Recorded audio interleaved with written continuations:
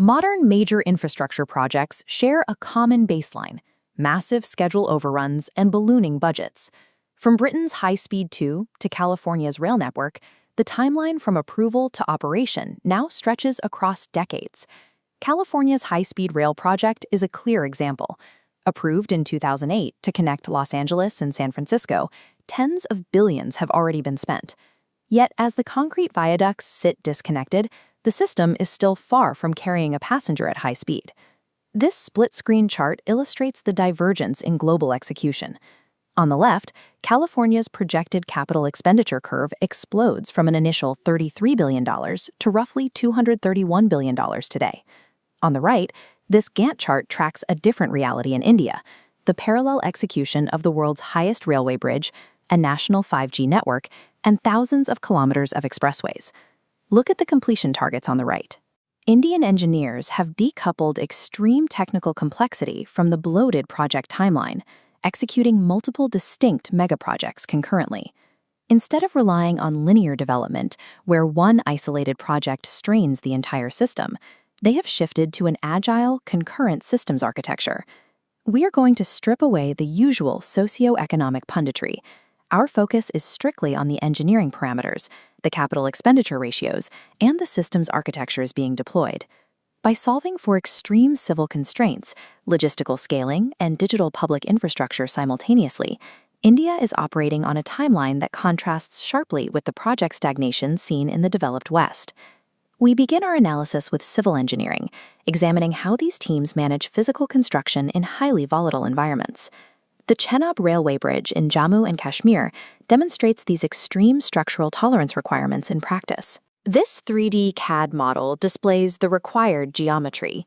Spanning a deep valley, the bridge rises 359 meters, supported by a 467-meter steel arch. It's engineered to withstand aerodynamic shear from 266 km/h winds, magnitude 8 seismic waves, and localized blast forces. Moving from structural tension to heavy geotechnical constraints, the Atal Tunnel cuts straight through the Pir Panjal range of the Himalayas. This cross-section shows the precise boring path. Engineers carved a 9-kilometer highlay straight through unstable rock layers above 3,100 meters.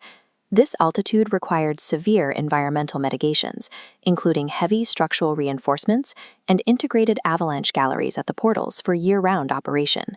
These are highly specialized structural designs, executed successfully at the physical limits of extreme biomes.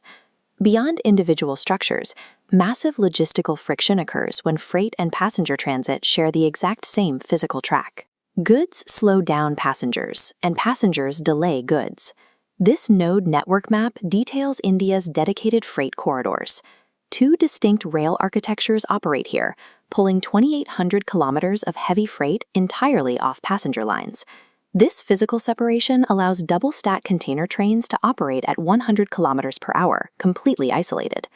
By isolating over 325 daily freight trains onto dedicated hardware, the national supply chain is re-architected, forcing a sharp reduction in overall logistics costs. That same volume scaling approach is applied to urban transit. The Delhi Metro represents one of the tightest automated urban logistics networks operating today. The system's load is immense: 374 kilometers of active track, over 6 million daily journeys, 80 fully automated driverless trains, and a 99.9% punctuality rate. Optimizing logistics for a population of 1.4 billion cannot be achieved by patching legacy networks. It requires deploying entirely new, parallel systems. The ultimate test of systems scaling is identity verification and financial deployment for over 1 billion individual citizens. This abstraction represents Aadhaar, the planet's largest biometric database. Over 1.3 billion individual nodes linked to a secure, centralized digital infrastructure. The output is high-speed financial targeting. Iris and fingerprint scans enable direct government transfers to bank accounts, eliminating corruption. This approach to capital expenditure and network deployment scales directly into India's aerospace sector.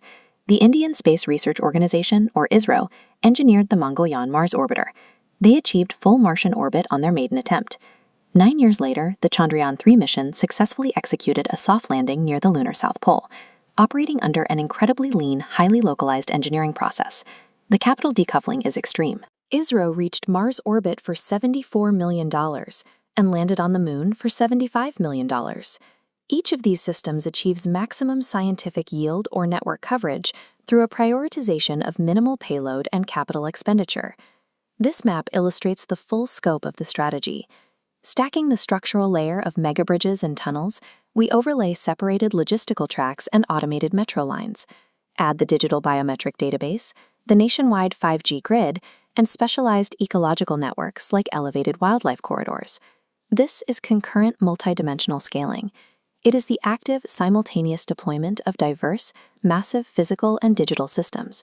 This data table puts the cost into perspective. The combined capital expenditure of India's Mars mission, its 2,800 kilometers of freight corridors, the highest railway bridge on Earth, and a program that brought tap water to 157 million rural homes, costs a fraction of the $231 billion single projection for California's unfinished high-speed rail. While California has spent 15 years failing to operationalize a high-speed track, India overhauled the clean water infrastructure for an entire demographic block in just 5 years. These combined systems generate a compounding momentum that accelerates as each new layer of the matrix comes online. The ability to execute high-complexity, large-scale infrastructure on time and within budget is no longer a Western monopoly. The data from these projects suggests that the geographic monopoly on high-complexity engineering execution has ended. I hope you enjoyed this deep dive. If you want to keep exploring history with us, make sure to subscribe to Ask the Timeline and turn on notifications. Every like helps this channel grow and keep